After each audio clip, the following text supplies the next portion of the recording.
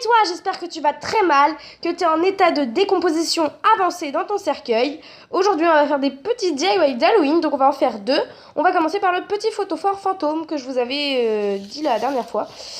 Donc, il nous faudra des morceaux de papier, soit de papier de soie, soit du papier normal, un pot de yaourt vide, du vernicole et un pinceau, ainsi que de la peinture noire. Donc, on commence par étaler le vernicole sur le pot en verre.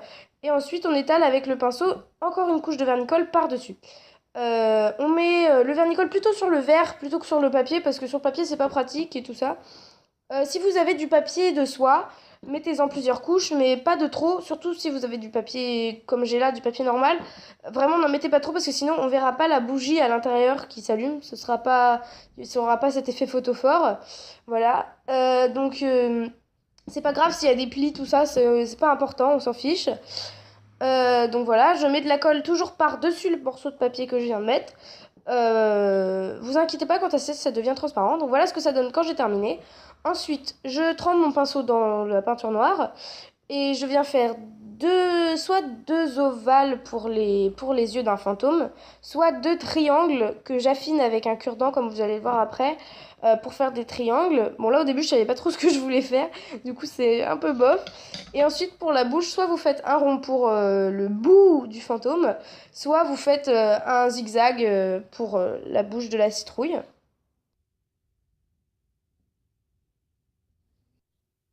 Donc, une fois que c'est fini, ça donne ça. Et voilà ce que ça donne quand on met une bougie à l'intérieur.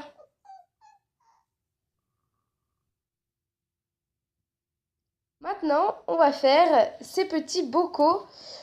Donc j'ai pris des ballons, un ballon jaunâtre, un ballon orange, un ballon noir, de la peinture noire, de la peinture rouge, blanche et bleue, et des bocaux. Vous pouvez prendre des bocaux à confiture comme vous voulez. Et là j'ai pris un œil que j'ai fait en perles mais que j'ai oublié de mettre à l'intérieur. À l'intérieur vous pouvez mettre ce que vous voulez, des liquides, des comme vous voulez. Donc je commence par couper le haut du ballon et je garde que la partie haute du ballon, donc voilà, que je vais tendre, donc ouvrir et tendre au-dessus du goulot de mon bocal. Donc avant de faire ça, vous pouvez mettre un liquide dedans, genre du sirop par exemple pour imiter du sang, ou je sais pas moi, du slime, ou voilà, comme vous voulez. Si vous voulez mettre du sirop, faites ça plutôt avec les vrais goulots, mais peignez-les en noir et mettez des trucs blancs dessus.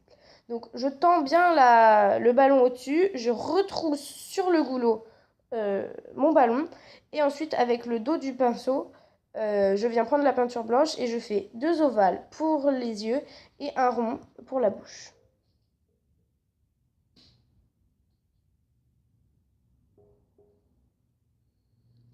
Et voilà ce que ça donne. Ensuite, on va faire l'œil. Donc là, j'ai fait la même chose. J'ai coupé le haut du ballon. Je l'ai tendu. J'ai retroussé sur le goulot le reste du ballon. Et ensuite, avec mon pinceau, j'ai pris de la peinture bleue et j'ai fait un cercle au milieu. Vous pouvez prendre de la peinture marron, verte, comme vous voulez, votre œil, quoi. Ensuite, avec un cure-dent que j'ai pas trop enfoncé dans le ballon parce que sinon, bah, la toile, elle explose. J'ai mis de la peinture au bout de mon cure-dent et je fais des veines dans l'œil aléatoirement, comme vous voulez. Ensuite, je prends l'autre côté du pic et je mets de la peinture noire et je fais la pupille à l'intérieur de mon œil. Et voilà ce que ça donne. Là-dedans, j'aurais dû mettre l'œil en perles que je vous ai montré au début. Bon, ensuite, on va faire cette citrouille. Citrouille qui ressemble beaucoup à un ballon de basket, mais c'est pas grave. Donc cette fois-ci, j'ai tendu, sauf que j'ai pas assez coupé et en fait, je voulais tendre sur les bords aussi du bocal, mais bon, c'est pas ouf. On aurait pu faire mieux, mais c'est pas grave. Je vérifie que ce soit bien tendu.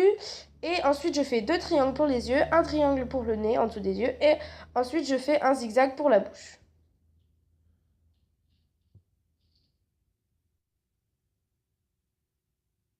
Je finis par faire les rainures de la citrouille. Et voilà ce que ça donne. Abonne-toi. Et la prochaine fois, on fera un vide-poche en feuille pour mon calendrier de l'Avent.